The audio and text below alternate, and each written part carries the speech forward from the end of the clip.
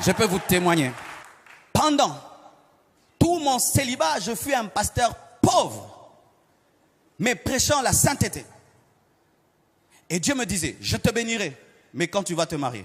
Alors je pensais, je présumais que j'épouserais la fille d'un ministre ou j'épouserais une riche héritière. Et le jour que j'ai vu ma femme, et vous savez comment je l'ai épousée? Ben, je tardais de me marier. L'église grandissait, mais le pasteur toujours célibataire. Et tu sais, quand tu es célibataire, pasteur, des visions et des archivisions. Les sœurs entrent même dans le bureau. Dieu m'a dit, tu vas m'épouser. J'ai dit, oh, ma sœur, Dieu m'a rien dit. Tu es en train de résister. Les gens m'arrachaient dans les prières. Ils me coupaient dans les prières. Tout le temps des cadeaux. Ah, les cadeaux, ils ont diminué. Hein. Blanche, tu as diminué les cadeaux. Alléluia. Et alors j'ai prié Dieu, j'ai prié. C'était dur. C'est parmi les périodes les plus difficiles de ma vie. Et un jour, un ami me dit, Marcelo, Dieu me dit de te dire de décrire ta femme. Je dis quoi? De décrire ta femme. Vous savez, il y avait une doctrine qu'on disait que Dieu ne donne plus les femmes. C'est-à-dire Dieu t'impose une femme. Qu'elle soit laide, qu'elle soit belle, tu la prends parce que Dieu, comme si Dieu va vivre avec elle, il va lui donner des bisous à ta place.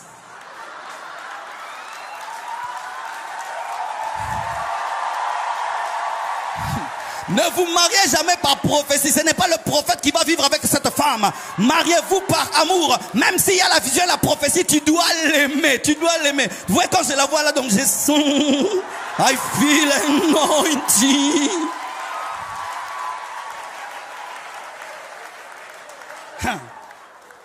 Alors, j'ai prié. Il me dit, Dieu me dit que tu décrives ta femme. Alors j'ai décrit, j'ai dit ça va. Comme je suis court, il ne faut pas que les enfants soient courts. Que Dieu me donne une femme qui soit grande. Comme ça, les enfants profitent même de sa longueur. Que Dieu me donne une femme comme ça. J'ai décrit. Mais c'était une femme que je n'avais jamais vue. Le lendemain, je vais au bureau en train de recevoir. Pendant que je reçois, en ce temps-là, mon bureau, il était bizarre. Il n'y avait qu'une porte de sortie, pas de fenêtre. Tout le monde était devant. Ah, nous venons de loin, bien-aimés. C'est trop loin.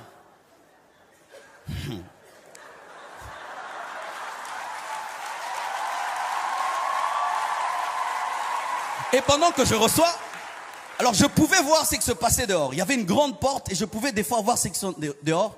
Alors j'ai vu une longue jambe, un jean bleu ciel, avec des chaussures Weston andin. Donc, pour qu'une femme puisse avoir une telle concordance, tu dois avoir un peu de classe. Alors je recevais, mais je voyais toujours les Weston là, mais je ne vois pas le corps. Alors je reçois 1 heure, 2 heures. Normalement, il fallait qu'elle entre. J'ai dit non. Alors il y avait des sœurs à l'église qui jouaient au numéro 5. Quand il remarquait seulement une sœur intéressante, il a chassé, comme un ballon. Alors j'ai appelé la secrétaire, j'ai pris autorité. J'ai dit, ma sœur, des fois il faut prendre autorité. Hein, il faut prendre autorité. Quand tu sens que c'est en train, tu es en train de dire, prends autorité. Ah, qu'est-ce qu'il y a? Alors j'ai dit, ma sœur, il y a une sœur là qui est dehors. Pourquoi elle n'entre pas? Oh, non, il y a longtemps qu'elle a duré. Vous la faites entrer. Quand elle entre, j'étais en train de se dire, mais c'est elle. C'est comme madame, voici cette fois-ci l'os de mes os, la chair de ma chair. Je dis, mais c'est la fille que j'ai décrite. Alors qu'elle s'assied là, elle parlait moi. Mais c'est elle. Alors me parlait, Dieu l'envoie. Elle dit, Dieu m'a dit de venir te voir. Enfin que je lui donne ma vie. Et que je lui donne toute ma vie et que tu m'encadres. Quel encadrement! Quel encadrement! Moi-même, j'ai fait la cure d'âme. Moi-même, délivrance. Moi-même, je l'ai baptisé. Moi-même! Donc, elle était vraiment dans... private. Et depuis que je l'ai épousée, voyez vous-même, la prophétie s'est accomplie. Mon frère, tu es fiancé à qui? Tu es fiancé à qui? Toi qui veux te marier, tu es fiancé à qui? Les chrétiens n'épousent pas des païens. Les chrétiens n'épousent pas des païens. Lorsque tu veux épouser un païen, c'est comme un homme qui veut épouser un animal. Parce que la Bible dit que ce sont des hommes animaux. Est-ce que tu peux épouser un cochon? Est-ce que tu peux vivre avec un chien? Est-ce que tu peux vivre avec un serpent? Est-ce que tu peux vivre avec un lion? Bien-aimé, ne prenez pas à la légère le mariage. Je vous dis, ne prenez pas à la légère le mariage. Ne prenez pas à la légère le mariage. Vous voyez comment je prêche là? Elle ne m'a pas énervé, elle me donne la paix, elle me donne la joie, elle m'encourage, donc elle ne me distrait pas. Mais imagine, tu vas aller prêcher. Tu vas encore dire quoi là-bas? Derrière la chemise là ne te va pas. Mais toi, il sait que tu as dit hier. Mais vraiment, tu vas arriver là. Femmes, soyez soumises à vos maris, hein? Mais tu es en train de prêcher ta femme et à toute l'église. Si tu es fiancé et tu sens que tu as fait un mauvais choix, arrête-toi. Vaut mieux briser les fiançailles que divorcer. Vaut mieux briser les fiançailles que divorcer. Arrête-toi. Le problème, c'est que lorsque vous êtes très amoureux, vous n'entendez plus. Mais vous devenez maintenant des philosophes dans les mariages. Mais il est écrit que personne ne sépare ce que Dieu a uni. Mais Dieu ne nous avait pas unis, donc Dieu peut nous séparer, car il est écrit que...